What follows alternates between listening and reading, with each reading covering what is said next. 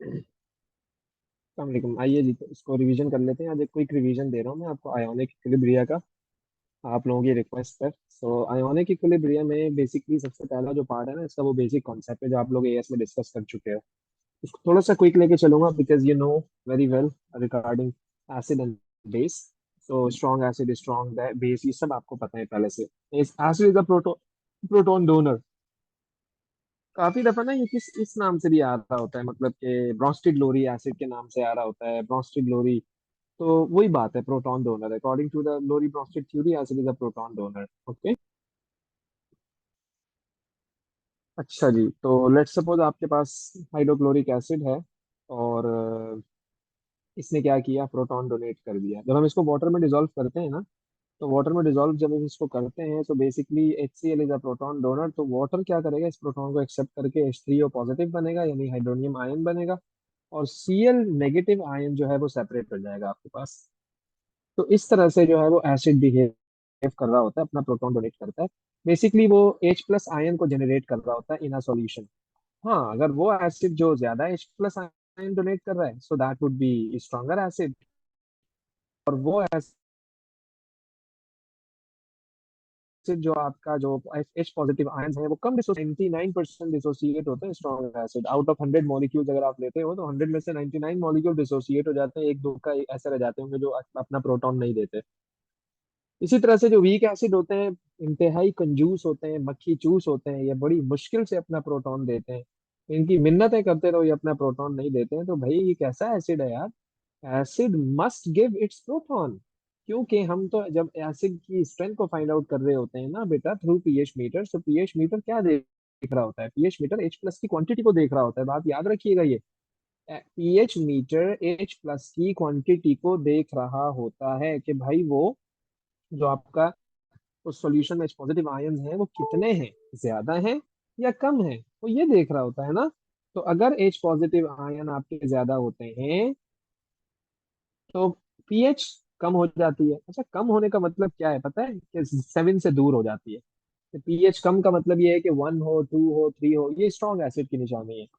लेकिन अगर पीएच आपके पास 5 है, 6 है, 6.5 है, तो बेटा ये वीक एसिड्स की पीएचज होती हैं। ओके, वीक एसिड की होती हैं। तो वो डिपेंड कर रहा है कि आपके पास सॉल्यूशन में H पॉजिटिव आयंस की कॉन्सेंट्रेशन कितनी है। सो हमने इस चीज को कंसीडर करते हुए एक रिलेशनशिप बिल्डअप कर लिया, that is negative log of H+, pH is equal to negative log of H positive ion. Okay. So तो अब याद रखिएगा, पीएच और H+ का आपस में बहुत गहरा ताल्लुक है। पीएच अगर कम होगी तो H+ आयन की कॉन्सेंट्रेशन ज्यादा होगी, और अगर H+ आयन की कॉन्सेंट्रेशन कम है तो पीएच क्या होगी, ज्यादा होगी। इनवर्स। लेट्स सपोज मैंने आपको कॉन्सेंट्रेशन दे दी HCl की 0.1 मोल पर डीएम की, और मैं आपको कह रहा हूँ कि उसकी पीएच बताओ। तो HCl जब डिसोसिएट होगा, it's going to give you H positive ion, Cl minus ion. Considering कि this is a complete reaction, all HCl is going to the H positive and the Cl negative ion, so we can take a mole ratio.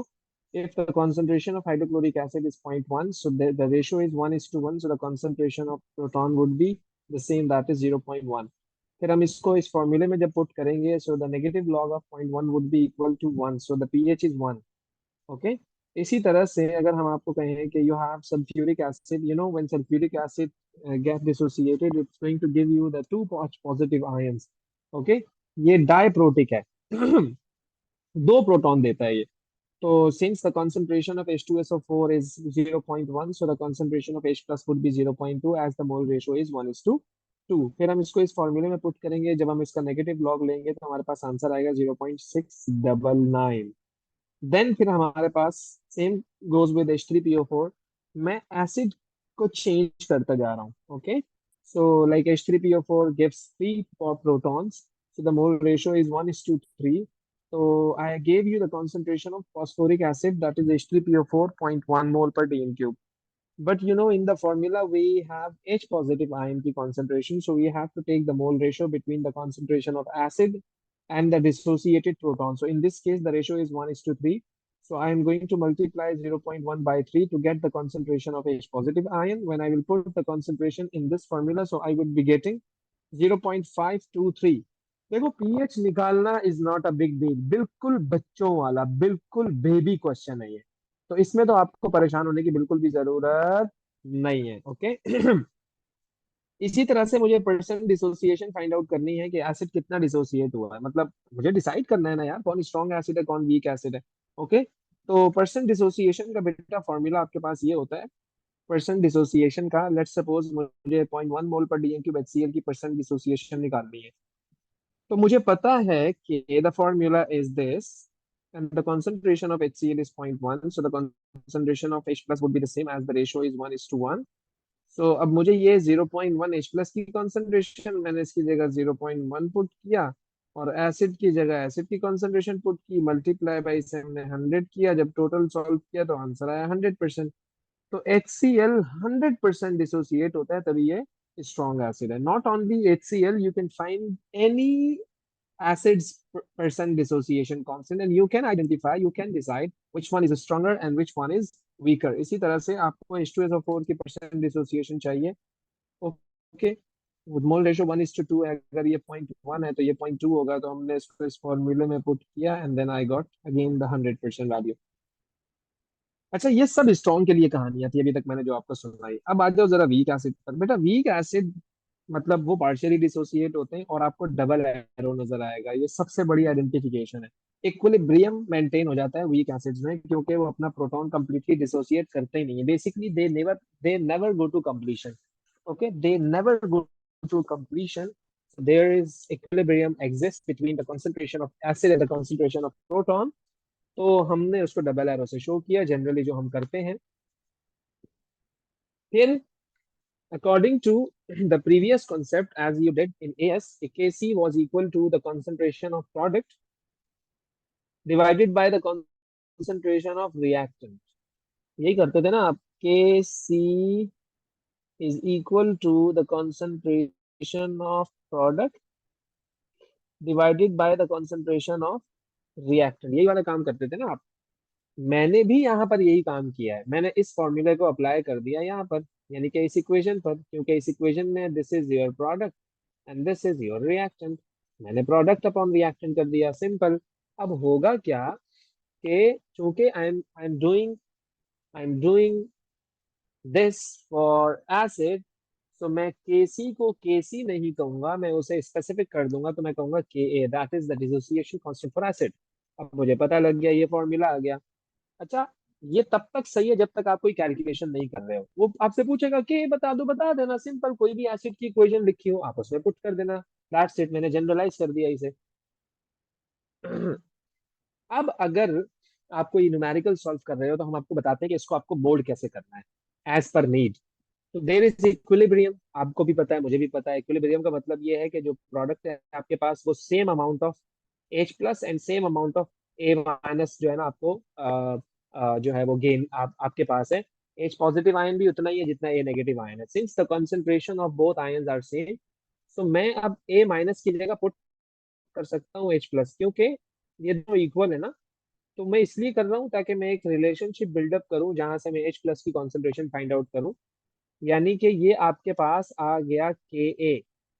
For calculation आप इसे use कर सकते हो। अक्सर वो आपसे पूछता है के ए की वैल्यू बताओ, या तो के ए दिया हुआ होता है, आपसे वो के ए पूछ रहा होता है, तो ये फॉर्मूला यूज करके तुम बड़ी आसानी के साथ के ए किसी भी एसिड का बता सकते हो। And K a is the dissociation constant for acid.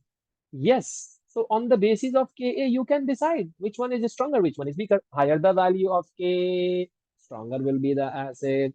Lower the value of Ka, weaker will be the acid। भाई Ka का मतलब यही है ना यार, कि वो कितना डिसोसिएट हुआ है, ज्यादा होगा तो ज्यादा बड़ी वैल्यू आ रही होगी, तो हम कहेंगे स्ट्रॉन्ग एसिड। भाई अगर एसिड आपका डिसोसिएट ही नहीं हो रहा है, Ka की वैल्यू ही कम आ रही है, बहुत स्मॉलर वैल्यू आ रही है, तो भाई कह दो ना यार कि वो वीक एसिड है। जैसे कि मुझे पीएच फाइंड आउट करनी है, लेट्स सपोज आपको के दिया हुआ है उसने। तो बेटा, पीएच का फॉर्मूला क्या होता है?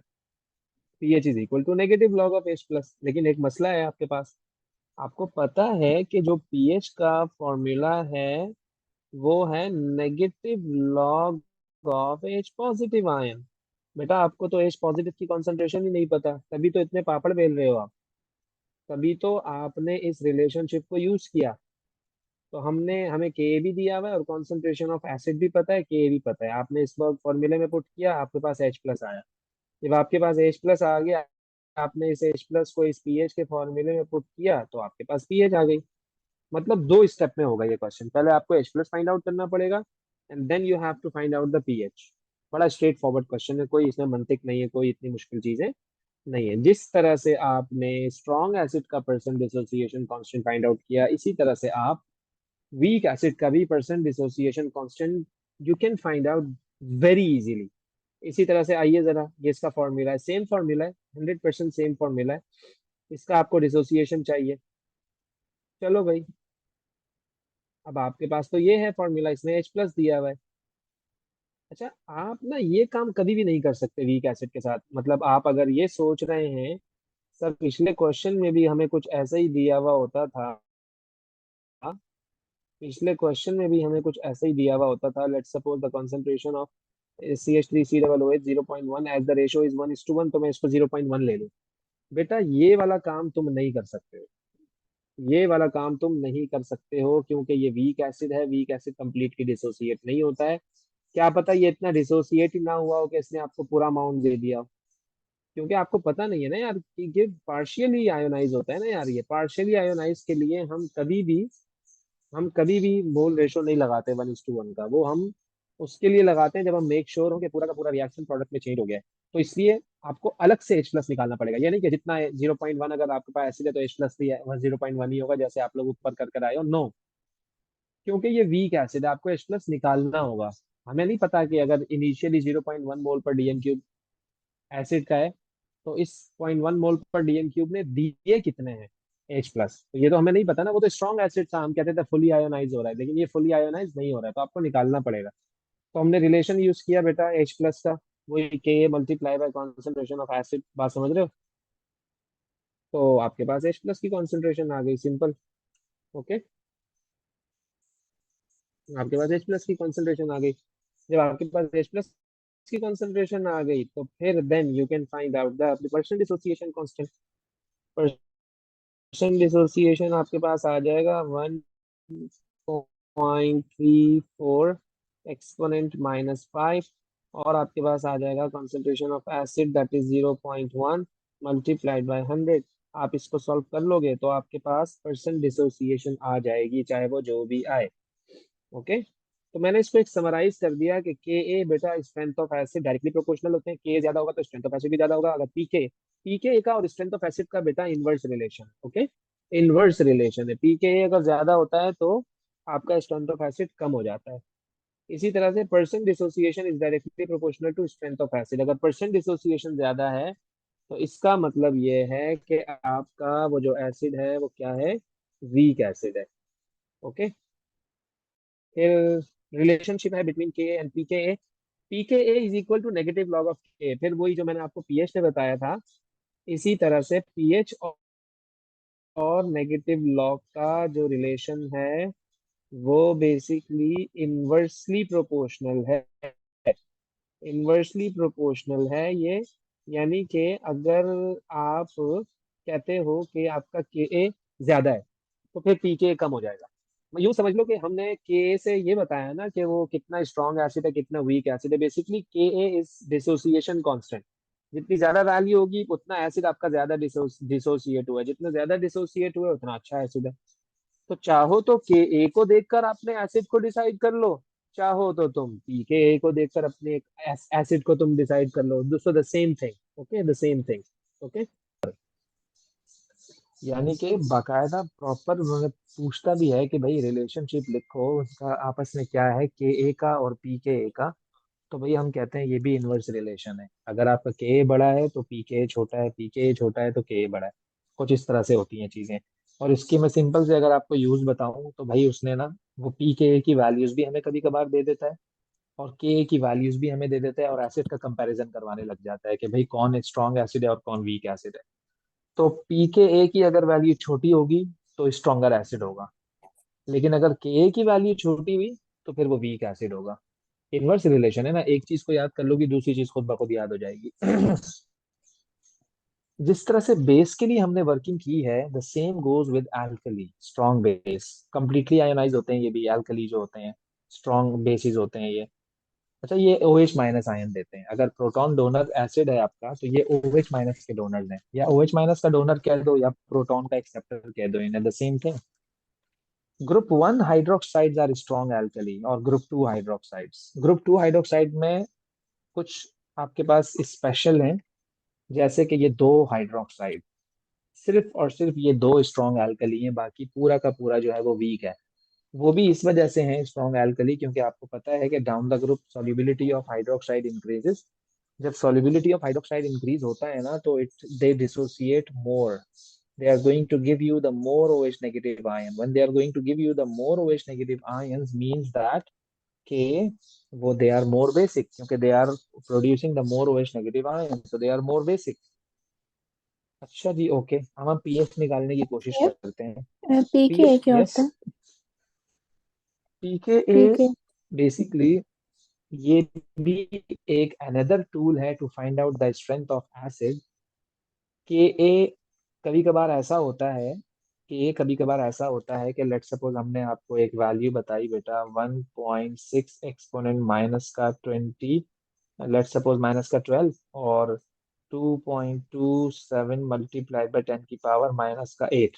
अब इतनी कंफ्यूजन हो जाती है बच्चों को कि यार सर मतलब समझ ही नहीं आ रहा है यार, कौन सी छोटी वैल्यू है कौन सी बड़ी वैल्यू है। दो के आपको दिए हुए होते हैं, ये आपका KA1 होता है और ये आपका KA2 होता है। अब अगर मैं आपको होल नंबर दूं, चलो फिर भी कोई बात समझ आती है कि यार चलो ये 2 है और ये 5 है, तो 5 वाला स्ट्रॉन्ग एसिड हो गया, 2 वाला वीक एसिड हो गया। इस परेशानी को खत्म अगर करना है आपने, आप चाहते हो कि आपको कोई होल नंबर मिले, आपको यहाँ से मुश्किल हो रहा है एसिड को कंपैरिजन कराना, तो बेटा आप इन दोनों वैल्यूज के लॉग निकाल के बता दो मुझे। जब आप इन दोनों वैल्यूज के लॉग निकालोगी ना बेटा, तो आपके पास कुछ ऐसा नंबर आ जाएगा, 3.3 या 4.6। देखो कितना आसान हो गया, कितना आसान हो गया। आप तो बता सकते हो ना कि कौन सा बड़ा नंबर है और कौन सा छोटा नंबर है। तो it's nothing, just it is another tool. PKa is another tool to find out the concentration to determine the strength of acid, whether the acid is stronger and whether the acid is weaker. They are the same thing। बस हम क्या कहते हैं, if the value of Ka is higher, so the stronger acid, but if the value of pKa is lower, क्योंकि पीके और के में inverse relation है, तो दोनों ही आपको क्या बता रहे हैं, स्ट्रेंथ ऑफ एसिड बता रहे हैं। जस्ट वैल्यू देखनी है और आपको डिसाइड करना है। हाँ, फर्दर अगर वो आपसे रीजन पूछे तो फिर वो ऑर्गेनिक की तरफ चला जाएगा, कि हम फिर उसके एनाइन की स्टेबिलिटी को देखेंगे, फिर हम देखेंगे कोई इलेक्ट्रॉन डोनेटिंग ग्रुप तो नहीं लगा हुआ, कोई इलेक्ट्रॉन विदड्रॉइंग ग्रुप तो नहीं लगा हुआ। फिर हम उसकी बेसिस पे डिस्क्राइब कर रहे होते हैं कि फर्दर क्या उसमें प्रोसेस हो रहा है। लेकिन according to this concept, that's it, यानी this is the complete tool to tell the strength of acid. बात समझ आ रही है? जी सर। और ऐसे भी होता है कि इंक्रीजिंग ऑर्डर में सेट करो उसे, डिक्रीजिंग ऑर्डर में सेट करो उन्हें तुम, कि ए की वैल्यू से, कि ए की वैल्यू चार पांच एसिड्स की दी हुई होती हैं और वो का है डिक्रीजिंग ऑर्डर में, सबसे पहले उस एसिड को पुट करो विच इज द स्ट्रॉन्गेस्ट। फिर हम देखेंगे जिसका के सबसे ज्यादा होगा। अगर आपको के ए नहीं दिए हुए, PKA दिया हुआ है, फिर स्ट्रॉन्गर वो होगा जिसका PKA कम होगा। तो ये है बात। अच्छा, हम पीएच निकाल रहे थे एल्कली की। अब एल्कली की पीएच निकालना थोड़ी सी ज्यादा वर्किंग है, क्योंकि उसकी वजह यह है कि आपको NaOH की कॉन्सेंट्रेशन दी हुई है।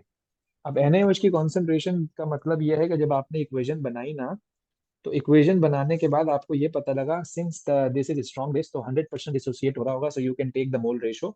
आई have given you the concentration of NaOH, तो मैंने इसकी जगह 0.1 रखा, since the mole ratio is 1:1। तो मैंने OH की कॉन्सेंट्रेशन भी फाइंड आउट कर ली, दैट इज 0.1। अब मसला यह है कि आपका जो पीएच का फॉर्मूला है, उसमें तो H प्लस होता है, पीएच के फॉर्मूले में तो H प्लस होता है, उसमें तो OH माइनस नहीं होता आपके पास।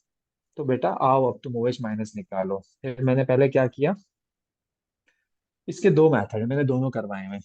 ये मेथड ज्यादा सूटेबल है, ज्यादातर यही यही यूज हो रहा होता है, तो आपको कंफ्यूजन कम होगी इसमें।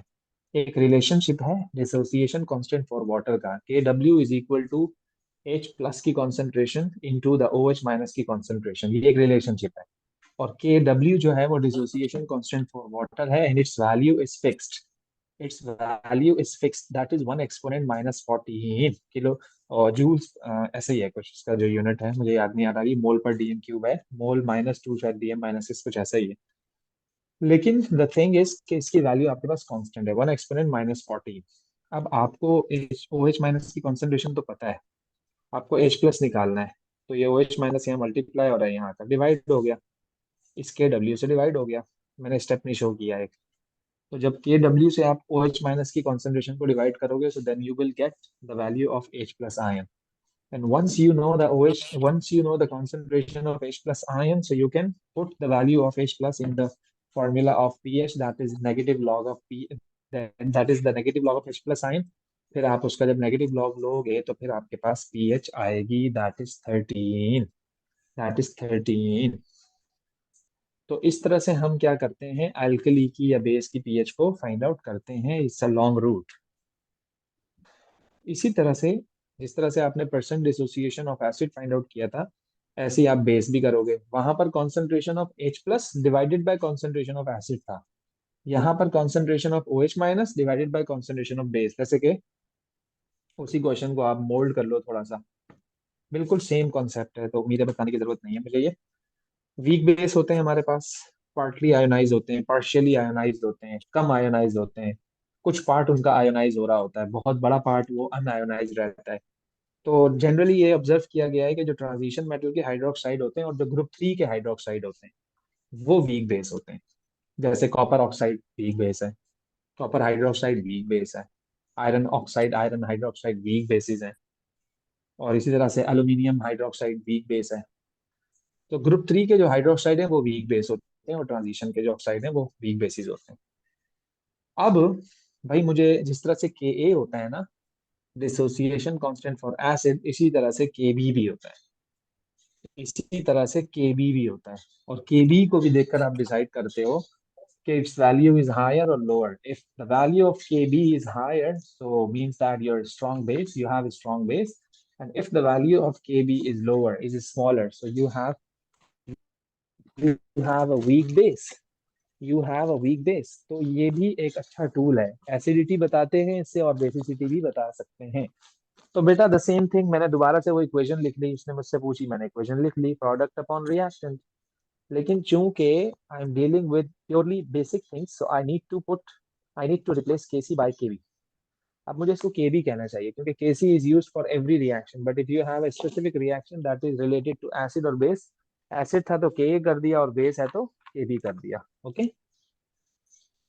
जी सर।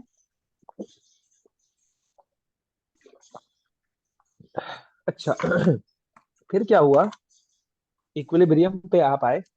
फिर वही बात, कैलकुलेशन के लिए आपको प्रॉब्लम होगी, तो हमें क्या करना है, क्राइटेरिया सेट कुछ ऐसे करना है। इक्विलिब्रियम पर दोनों की कॉन्सेंट्रेशन सेम है, तो आपने एक रिलेशन बिल्डअप कर दिया यहाँ से कुछ ऐसा वाला, Kb is equal to the concentration of OH negative ion का square divided by the concentration of base. क्योंकि यहाँ से आप इसको मोल्ड करके OH माइनस की कॉन्सेंट्रेशन निकाल सकते हो।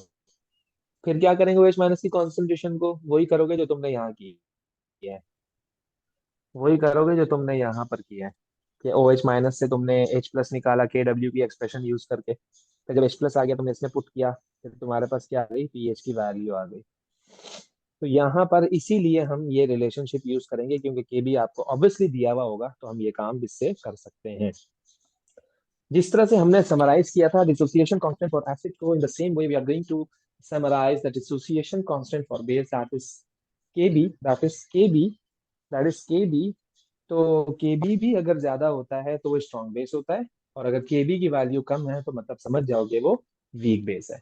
इसी तरह से p K b, the same tool, the same thing, the same criteria, another tool to identify, to determine the concentration of acid, whether this is sorry, the concentration of the strength of base, कि अगर P K B अगर आपके पास smaller value है तो stronger base है, और P K B की अगर आपके पास लार्जर वैल्यू है, हाई, नहीं, लार्जर वैल्यू अगर पी के बी की होगी तो वीक बेस होगा, और अगर पी के बी की वैल्यू कम होगी तो वो स्ट्रॉन्ग बेस होगा। यानी के बी का उल्टा है, के बी तो डायरेक्ट रिलेशन है ना, अगर ज्यादा है के बी तो स्ट्रॉन्ग बेस है, और अगर कम है के बी तो वीक बेस है।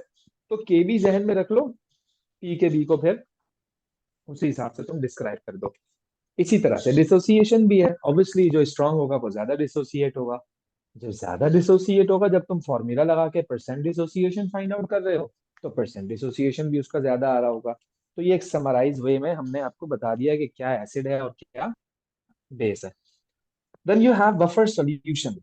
बफर सॉल्यूशन बेसिकली एक ऐसा सॉल्यूशन है जो पीएच को रेजिस्ट करता है on addition of small amount of acid और बेस। ये रेड से हमने इसलिए लिखा है क्योंकि ये खास जुमला है। खास इसलिए है क्योंकि लेट सपोज हमने हमें अल्लाह ने ऐसा बनाया कि हमारा जो ब्लड सिस्टम है that is a buffer solution. Carbonate और बाइकार्बोनेट का ब्लड सॉल्यूशन हमारे अंदर है, ब्लड का बफर सॉल्यूशन हमारे अंदर है, which is made of carbonate and bicarbonate. Basic buffer है। तो हमारा दोनों बफर होते हैं, एसिडिक बफर भी होता है, बेसिक बफर भी होता है। लेकिन बहुत कम अमाउंट ऑफ एसिड और बेस ऐड करने पे ये अपने आप को रजिस्ट कर पाता है, इससे ज्यादा नहीं। आप दिन भर में खा रहे हो, एसिडिक चीजें भी खा रहे हो, बेसिक चीजें भी खा रहे हो, आपकी सेहत पे कोई फर्क नहीं पड़ रहा, आपकी ब्लड की पीएच चेंज ही नहीं हो रही है। ब्लड की पीएच चेंज होना it's not a good sign. बंदे की डेथ हो जाती है इस तरह से।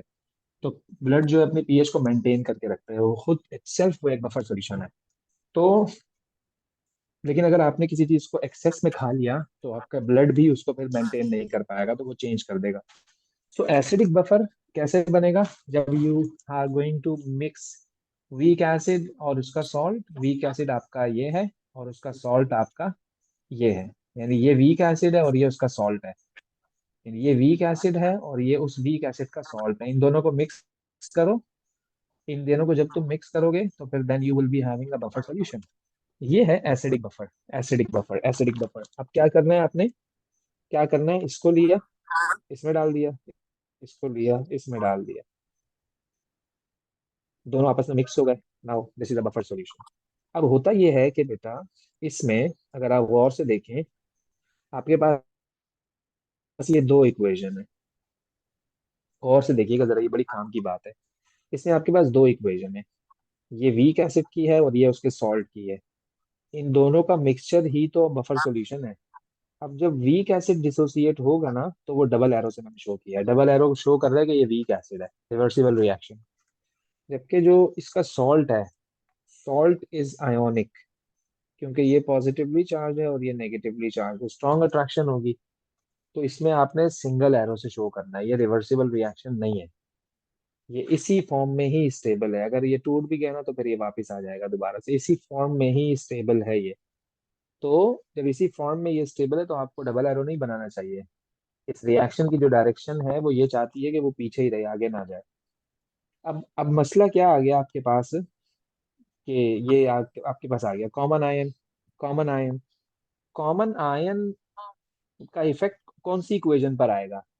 यानी मैं ये कहना चाह रहा हूँ कि इस आयन का इफेक्ट इस इक्वेशन पे आएगा, या इस आयन का इफेक्ट ऊपर वाली इक्वेशन पे आएगा? तो आप ये बोलोगे कि उस इक्वेशन पे इफेक्ट आएगा जो रिवर्सिबल होगी, क्योंकि रिवर्सिबल रिएक्शन पर ही इफेक्ट्स आते हैं, या तो वो फॉरवर्ड हो जाता है या वो बैकवर्ड हो जाता है। अगर आपने OH माइनस इसकी कॉन्सेंट्रेशन बढ़ा दी, जो कि कॉमन आयन है, तो ऑटोमेटिकली ये इसका ज्यादा हो गया। जब ये इसका ज्यादा हो गया ना, तो फिर वो रिएक्शन वापस पीछे चला जाएगा, बैकवर्ड हो जाएगा ये reaction due to the common ion effect. तो इसकी कॉन्सेंट्रेशन को मेंटेन करने के लिए आपको क्या करना है? CH3COOH का अमाउंट ज्यादा लेना है। यानी इसका अमाउंट जब ज्यादा होगा ना, इसका अमाउंट, तो फिर ये आपको फॉरन फॉरन प्रोडक्ट बना के देता रहेगा। तो ये बस आपको ख्याल करना है, क्योंकि वो रिएक्शन बैकवर्ड हो रहा है, वो रिएक्शन बैकवर्ड हो रहा है। तो उसको मेंटेन करने के लिए आपने इसकी कॉन्सेंट्रेशन को ज्यादा ही रखना, ताकि वो बैलेंस रहे। So now this is a buffer solution, this is a pure buffer solution. अब हम ये देखेंगे कि बफर अपनी पीएच को मेंटेन कैसे रखता है। मैंने लिया ये पूरी इक्वेशन मैंने कॉपी पेस्ट कर ली, और अब मैंने ये सोचा, मैंने कहा यार to minimize the effect of H plus, equilibrium shift to the left hand side.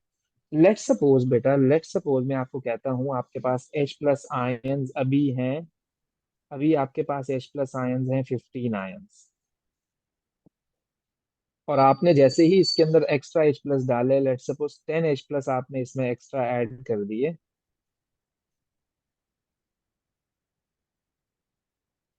तो अब ये आयन हो गए total 15 plus 10 that is 25, that is 25। अब ऑब्वियस सी बात है यार, जब H प्लस की कॉन्सेंट्रेशन बढ़ेगी तो पीएच कम हो जाएगी, लेकिन पीएच को कम ही नहीं होने देता ये तो इसका कमाल है। ये तो तुम्हें मैं सोचने पे मजबूर कर रहा हूँ कि ये कैसे करता है।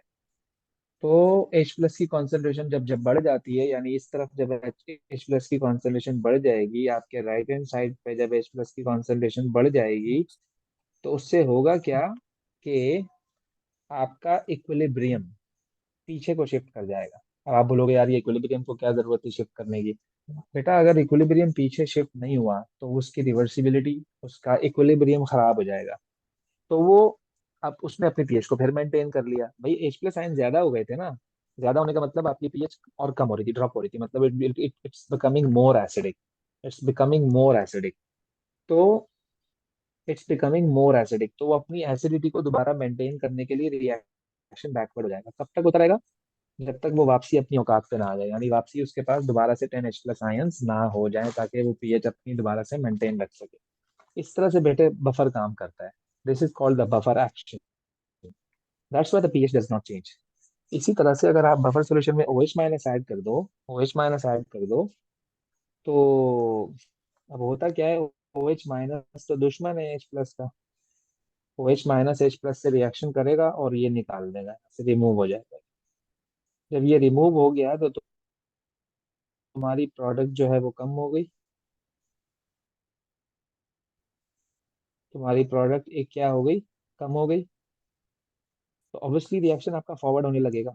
रिएक्शन जब आपका फॉरवर्ड होगा तो दोबारा से H प्लस को वो मेंटेन कर लेगा। इसकी भी example soon low. Let's suppose अभी आपके पास 50 H प्लस आयन, अब OH माइनस आया, इसने इसके साथ रिएक्शन किया, ओके, और वाटर बना लिया, वाटर बना लिया। तो H प्लस को कंज्यूम तो कर दिया ना इस OH माइनस ने, जिसकी वजह से आपकी पीएच चेंज हो रही थी, जिसकी वजह से आपकी पीएच चेंज हो रही थी। तो तुम भले OH माइनस डाल लो इसमें या H प्लस डाल लो, बफर सॉल्यूशन अपनी अपने आप को मेंटेन करके रखेगा, कुछ भी करके, फॉरवर्ड होके बैकवर्ड होके, यानी जो तुम ऐड कर रहे हो ना चीजें, उसके इफेक्ट को मिनिमाइज करेगा। इसकी पूरी कोशिश ये होगी कि जो चेंज इसमें ला रहे हैं वो एट लास्ट या एट लीस्ट उसको वो मिनिमाइज करें, उसका इफेक्ट कम से कम करें, क्योंकि पीएच को मेंटेन रखना है। लेकिन आपने पूरा भर के अगर उसमें डाल दिया OH माइनस आयन, तो फिर तो वो कुछ नहीं कर सकता। उसकी हर हर बफर की एक बफर कैपेसिटी होती है कि इतनी इस तक ये रेजिस्ट कर सकता है। भाई मुझे आपके हाथ से पेन छीनना है, आपने बहुत जोर से पकड़ा हुआ है, तो आपकी एक कैपेसिटी होगी, लिमिट होगी, इतनी देर तक आप बेयर करोगे, फिर मैं जब जब जोर से खींचूंगा तो आपका हाथ से वो छूट जाएगा। इसी तरह से हमारे पास बेसिक बफर भी होता है। एसिडिक बफर बना वीक एसिड और उसके सॉल्ट से, तो बेसिक बफर बनता है वीक बेस और उसके सॉल्ट से। ये वीक बेस है, ये वीक बेस है, और ये उसका सॉल्ट है, दोनों। ये वीक बेस ले लो और ये उसका सॉल्ट ले लो तुम, तो दोनों को मिक्स किया, बफर सोल्यूशन बन गया हमारे पास। ये बेसिक बफर है, वीक बेस और उसका सॉल्ट।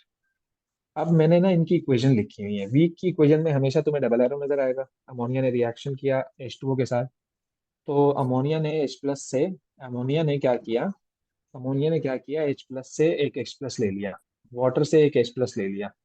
तो जो कि इसने प्रोटॉन को एक्सेप्ट किया है, that's why this is base. Ammonia proton को एक्सेप्ट कर रहा है, so that's why this is a base. Okay, जब वो बेस है तो उसने उसके साथ रिएक्शन किया और क्या बना लिया, NH4 प्लस और OH माइनस। इसी तरह से जो ये NH4Cl है आपके पास, यानी कि NH4 प्लस है आपके पास, इसको भी आप डिसोसिएट कर दो। अच्छा ये भी आयोनिक है, सही है ना, क्योंकि इसमें भी पॉजिटिव और नेगेटिव चार्जेस हैं आपके पास। तो आपने क्या किया, इसको भी डिसोसिएट करवा दिया, लेकिन चूंकि ये पोलर था तो ये कंप्लीटली डिसोसिएट हो जाता है, कंप्लीटली आयोनाइज हो जाता है, इसमें इक्विलिब्रियम एस्टेब्लिश नहीं होता, और represented by single arrow. This is not a double arrow, this is not a reversible reaction. एक दफा फिर कॉमन आयन इफेक्ट आ गया। जब कॉमन आयन इफेक्ट आपके पास आया, तो ये वाला रिएक्शन बैकवर्ड होने लगेगा। क्या होने लगेगा, बैकवर्ड होने लगेगा। तो इसलिए आप अमोनिया की कॉन्सेंट्रेशन को ज्यादा ले लो ताकि वो बैकवर्ड ना हो, अपने आप को मेंटेन रखा रखे वो। तो ये था आपके पास बेसिक बफर। अभी इसकी भी पीएच, ये मेंटेन कैसे करता है पीएच को, तो हमने पहले लिखी हुई है वर्डिंग कि when H plus is added, यानी इसमें H प्लस इज एडेड, इसमें जिसमें रिवर्सिबल का साइन है, when H plus is added, तो it reacts with ammonia, it reacts with ammonia and forms NH4 plus ions. So equilibrium shifts towards left hand side. जब आपके पास NH4 plus ion बनेगा ना, तो वो तो ऑलरेडी प्रोडक्ट का पार्ट है, तो आपका वो बैकवर्ड होने लग जाएगा। इसी तरह से अब आपने OH माइनस ऐड किया, जब आप OH माइनस ऐड करोगे ना, तो वो रिएक्ट करेगा अमोनियम के साथ, NH4 प्लस के साथ। क्योंकि इस पे पॉजिटिव चार्ज है तो ये कॉन्जुगेट एसिड है, तो उसने उससे प्रोटॉन का मतलब वो किया, और when OH minus is added it reacts with ammonium to form NH3, दोबारा से NH3 बन जाएगा. So equilibrium shifts to the right. Obviously NH3 is a part of reactant. तो जब आपके पास अमोनिया की कॉन्सेंट्रेशन बढ़ेगी तो आप क्या बोलोगे, equilibrium shift towards the left hand side. तो ये बताना है आपको कि इक्विलिब्रियम कहाँ मूव कर रहा है. इक्विलिब्रियम मूव ही इसलिए करते हैं ताकि वो अपने अपने आप को मेंटेन करके रखे, चाहे वो किसी भी तरह से करे मेंटेन. फिर हमारे पास बफर सॉल्यूशन की पीएच है. इसका एक फॉर्मूला है fix, Henderson Hasselbalch equation. PH is equal to p K a plus log salt upon acid, दोनों की कॉन्सेंट्रेशन. पी के ए आपको पता है, पी के ए आपको पता है कि नेगेटिव लॉग ऑफ के ए होता है. तो आपको के पता लग गया होगा क्वेश्चन में, के पता होगा आपको, तो के पता होगा तो तुम पी के बता सकते हो. अगर क्वेश्चन में जिसका के आपको नहीं पता तो उसका आप जो है ना पी के ए भी नहीं निकाल सकते. आपको के ही नहीं पता तो पी के ए कैसे निकालोगे आप. ये कुछ चीजें आपको नोन भी होनी चाहिए, लेकिन रिलेशनशिप ये है. बफर सॉल्यूशन की पीएच ऐसे ही हम निकालते हैं. फिर हमारे पास कुछ इक्वेशन है कि बफर से रिलेटेड, कि एक ये सिस्टम है और एक ये सिस्टम है. सही है, एक Na2HPO4 है और एक NaH2PO4 है. याद रखिएगा जब भी आप इक्वेशन बनाएंगे ना बेटा, इसको कंसीडर कर लीजिएगा आप एक दफा कि हमने यहाँ क्या लिखा हो. This is important. Remove group 1 and group 2 elements and make negative ion. Remove group 7 and group and make positive ion. तभी मैंने रेड मार्क डाला, ग्रीन ब्लू मार्क डाला हुआ है नए नए पे. This is of group 1. तो हमारे पास आयन बच गए, अब ये -2 और ये -1. अब हमने क्या करना है, इसका रिएक्शन करवाया OH माइनस के साथ, और हुआ क्या फिर, ओके, इसने जब OH माइनस से रिएक्शन किया ना, तो एक तो वाटर बन गया, और चूंकि यहाँ से एक हाइड्रोजन भी कम हो गया तो इसलिए H2 से HPO4 -3 हो गया, -2 हो गया, -1 से -2 हो गया. अब मैंने क्या किया, मैंने इसी को लिया और फर्दर इसमें से इसका रिएक्शन कराया प्रोटॉन के साथ, और आपसे H2PO4 जो है वो बन गया आपके पास. अभी यहाँ पर HPO4 था, यहाँ पे H2PO4 माइनस आ गया. ये देख रहे हो, फिर सेम आ गया, देख रहे हो आप. इसी तरह से ये केसेस हमने यहाँ पर आपको दिए हुए हैं, इनकी इक्वेशन बना लेना आप लोग. ये एक ब्लड सिस्टम का buffer solution, carbonate and bicarbonate. Bicarbonate is HCO3 2 minus और कार्बोनेट इज CO3 2 माइनस. अब मैंने क्या किया, इसमें कोई ग्रुप 1 और ग्रुप 2 का मेंबर नहीं है, ग्रुप 7 का नहीं है, तो यहाँ पे कैंसिल आउट करने की किसी भी चीज को जरूरत नहीं है. तो जब इसने OH माइनस से रिएक्शन किया, जब इसने OH माइनस से रिएक्शन किया तो वाटर बना लिया, यानी इसका हाइड्रोजन ले लिया और वो कार्बोनेट में चेंज हो गया. फिर दोबारा जब इसने एसिड से रिएक्शन किया तो H2CO3 बना लिया. बेसिकली यही बताने की जरूरत है कि वो किस तरह से अपने आप को मेंटेन कर रहा है, अपनी पीएच को चेंज नहीं होने दे रहा. पीएच चेंज तब होती है जब H प्लस की कॉन्सेंट्रेशन में चेंज आता है. चेंज ही नहीं आ रहा, वो फॉरवर्ड और बैकवर्ड हो गया, अपने अपने आप को दोबारा से मेंटेन कर रहा है. फॉरवर्ड होता है, बैकवर्ड होता है, वो फिर मेंटेन कर लेता है अपने आप को. तो बेसिकली ये है आइडिया आपका, फॉरवर्ड या बैकवर्ड होके वो अपने आप को दोबारा से मेंटेन कर लेता है. This is the thing basically. अच्छा जी, फिर टाइट्रेशन क्या है. टाइट्रेशन का वैसे तो न्यूट्रलाइजेशन रिएक्शन है, लेकिन इसका जो पर्पस है टाइट्रेशन का वो to determine the concentration. Unknown की कॉन्सेंट्रेशन को तुम डिटरमिन करते हो यूजिंग नोन कॉन्सेंट्रेशन से. This is the beauty of titration. और टाइट्रेशन का जो सेटअप होता है वो कुछ ऐसा होता है. ये बेसिकली पीएच टाइट्रेशन.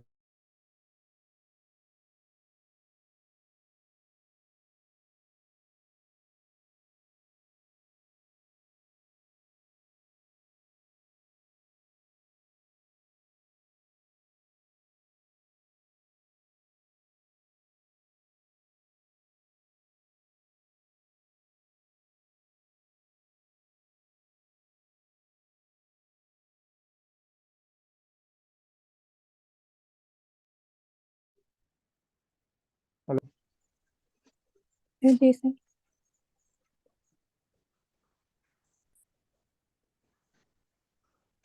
अच्छा जी।